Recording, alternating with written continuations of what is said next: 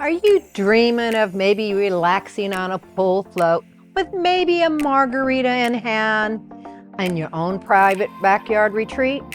Well, owning a pool definitely has its benefits, but there is some ongoing expenses and responsibilities to consider.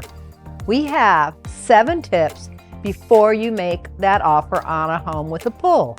Number 1, you need to know what equipment goes with the pool. Do not assume anything. You know where that word ends. And so when you're working with your realtor or us, we need to go over exactly everything that is included, because there may be some things you think are included and not. Now, I have a little story, kind of happened a lot last summer, and I'd love to share that with you.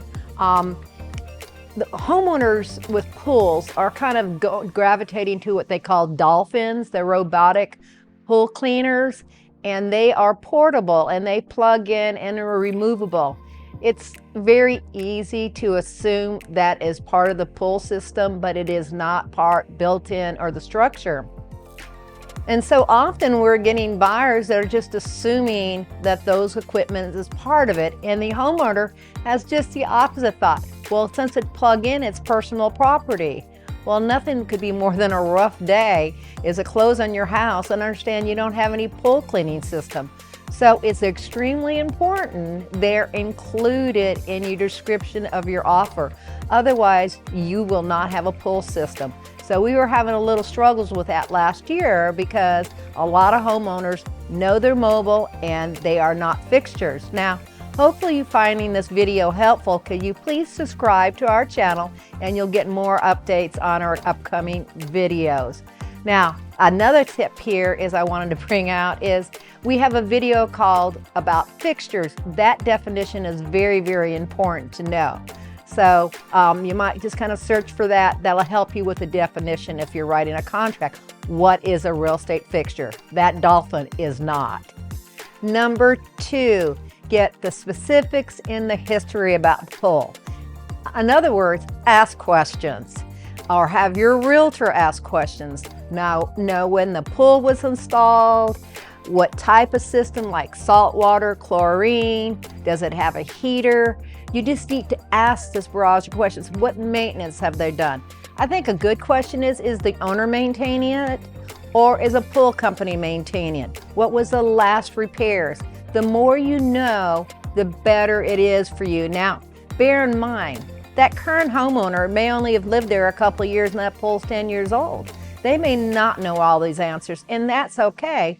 Now, this leads me perfectly or segues me perfectly into number 3, pool inspections. You need to have it inspected by a licensed qualified person. You need to know what you're buying or what repairs might need to be done. So it's very important to have that done. So if you have an offer on your house, you need to do this during your due diligence period. Otherwise, you're going to get the pool as is. So this is extremely important, and follow up on making sure you get that pool inspection done. Number 4, memories and fun for the whole family.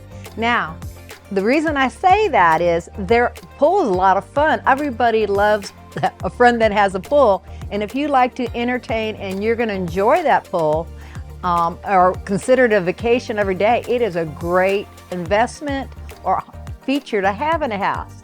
Now, if it's not, then you know what? A house with a pool may not be for you. Number 5, insurance and safety. Now, with a pool becomes responsibility and some liability, so you need to check out with your insurance company what that additional cost would be. And they may provide you with a list of a few items that might need to be done so you can get insurance. I mean, they might require fencing. Some areas do, some companies don't. You need to know this. You need to know that additional cost. And one thing I would say is it's a great opportunity for you, your family, and friends to learn about water safety and maybe take a CPR course. This might even reduce your future exposure for risk and liability because you took that course. It's really a smart thing to do anyways, no matter what, if you have a pool or not. Number 6, know your costs to maintain to keep your pool in great shape. Now, there's a couple ways you can go with this. You might hire somebody out who will take care of your pool, or you might do this yourself. There also is a cost to chemicals to keep that pool sparkling, cleaned, and pH balanced, which is important because if you don't, it's going to cost you a heck of a lot more money. Now, I look at this cost, and it is an extra cost that you're going to bear, over the months on the monthly rate, is like your yard. If you have a yard, are you going to hire somebody to cut the grass and fertilize it or not? So that's what you have to decide. It's kind of the same thing, but we're talking about a pool here. So know your cost so you could budget for them. Number 7, there's health benefits. It's really great for your heart and your physical well-being. You get some exercise. That is one of the biggest perks about owning a pool. And then you have the social time with family and friends. It's a good emotional balance. So definitely owning a pool has some extra perks that you just don't think about. And again, if the pool is for you, you can use it, you're gonna love it. Now, I hope these 7 tips helped you on thinking about buying a pool.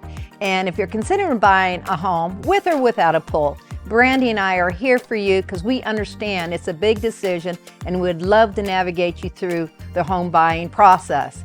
It's your home, your lifestyle, and we are your real estate team.